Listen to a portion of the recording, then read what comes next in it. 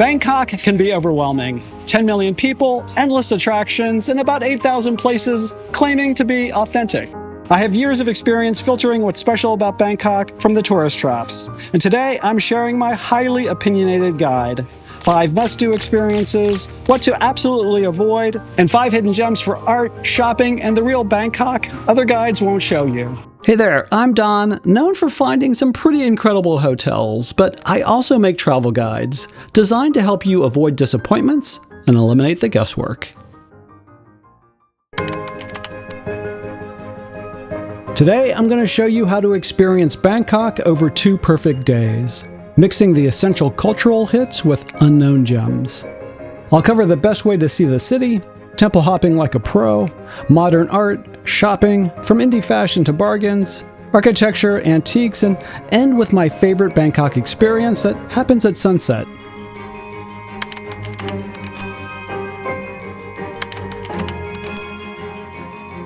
Before we dive in, let's solve Bangkok's biggest challenge: getting around without losing your mind in some of Asia's worst traffic. I got this tuk-tuk for like 5 hours for maybe about $40 US. This guy's gonna drive me all over Bangkok. His name's Chad, and we're gonna check out a bunch of places. As cheesy as it sounds, in some cities like Edinburgh and London, I think the hop-on, hop-off bus is a great way to get your bearings. But in Bangkok, I think a couple hours in a tuk-tuk is a great way to get oriented. Negotiate up front and agree on the price before you step into the tuk-tuk. It's not the cheapest way to get around town. Bring water and prepare for the adventure. Now, let's put this strategy to work.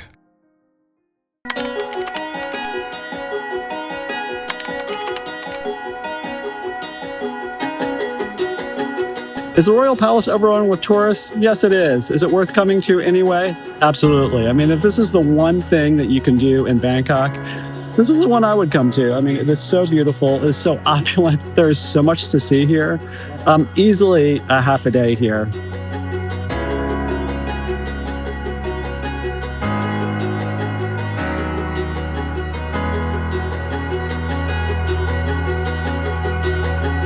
And if you're going to come to the Grand Palace, you might as well go to the Reclining Buddha. It's another kind of must-do activity here in Bangkok, and it's only a 5 to 10 minute walk away from the Grand Palace. In fact, as soon as you walk out of the Grand Palace, there's a sign for it right here.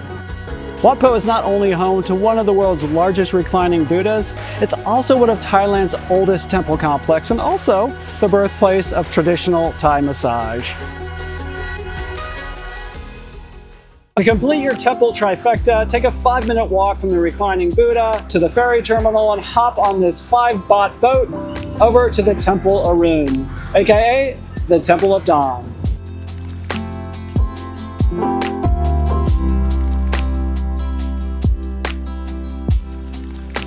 Of the 3 must-do temple stops on my list, I think this one is the most interesting. The mosaic pattern actually comes from the ballast of sunken ships, so this is essentially recycled china and porcelain.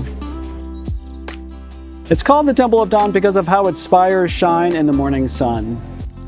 But now let's get to something most tourists completely miss.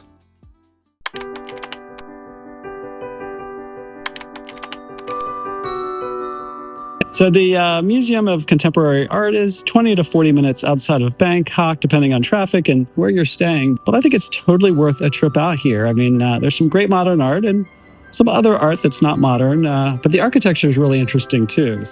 If you love modern art and you're only going to do one museum in Bangkok, I think this is the one.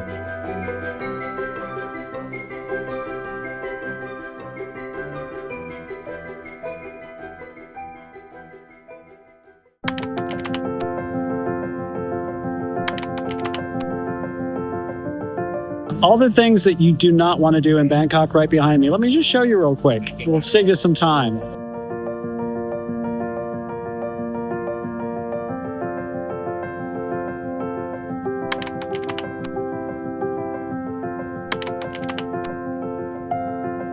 Bangkok's art district is where Bangkok hipsters spend a lot of their time, and for good reason. This is where contemporary culture actually lives and breathes. Another stop in the creative district is Warehouse 30. Furniture, antiques, art, shopping, hip coffee shops, independent clothing boutiques, Legit art galleries, this is where Bangkok's creative community hangs out. This is my favorite furniture store in Bangkok. A 2-minute walk away from Warehouse 30 is ATT 19, a mix of well-curated Asian art, crafts, and independent fashion, with an attached cafe serving excellent coffee, baked goods, and some savory lunch items. Perfect for a sophisticated shopping break that doesn't involve fighting crowds.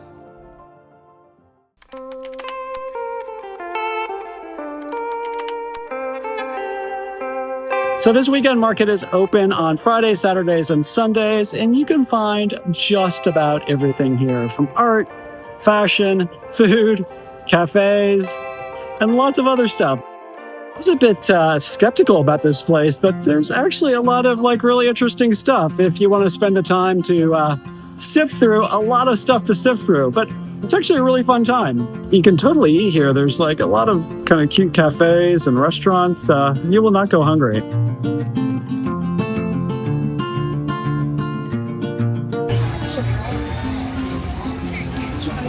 Really good.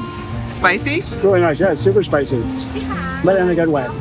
My advice is to get here by about 9 o'clock and get out by 12 because it gets super hot really quick. I wasn't going to buy anything here, and I ended up buying some art, and my sister bought a lot of different things.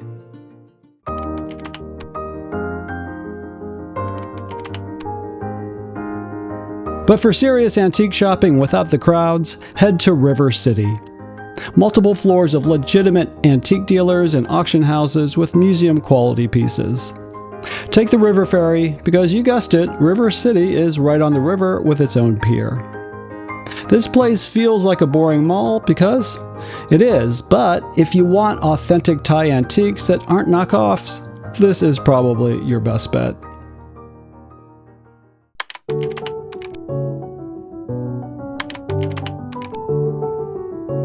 Jim Thompson was an American silk entrepreneur, designer, and maybe a spy. But two things are clear. The man had great taste, and he loved Thailand, and his Bangkok home from the 1950s reflects that love. 6 traditional Thai houses moved from different parts of the country and reassembled into one compound on Thompson's canal side property. This is no insider gem, it's in almost every Bangkok guide because, from an architecture standpoint, it's pretty interesting. But it is crowded, commercial, and you're stuck on a guided tour schedule that's done in many different languages. If you're passionate about traditional Thai architecture, go early and avoid the crowds. I'm glad I went, but I'm an architecture and design nerd. If you're not, you might skip it and spend more time in the Arts District where you can actually breathe.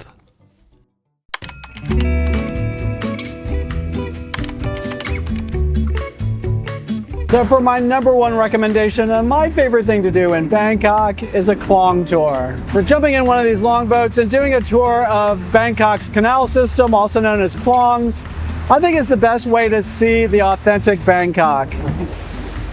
So I first did one of these klong tours, I think 20 years ago, and I did it again maybe 15 years ago. I've done it a couple of times, and I wasn't sure it would be the same, but it's just as fun and magical and interesting as it was in my memory.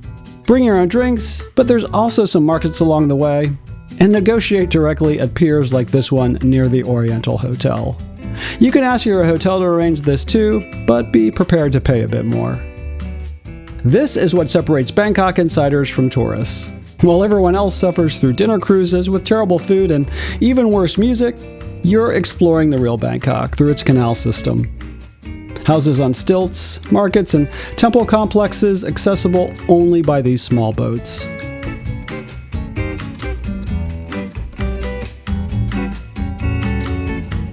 A cold beer, the setting sun, out here on the water in Bangkok. This is not a bad way to spend an evening. Please help others discover my channel by liking and sharing this video, and of course, subscribing. Thank you.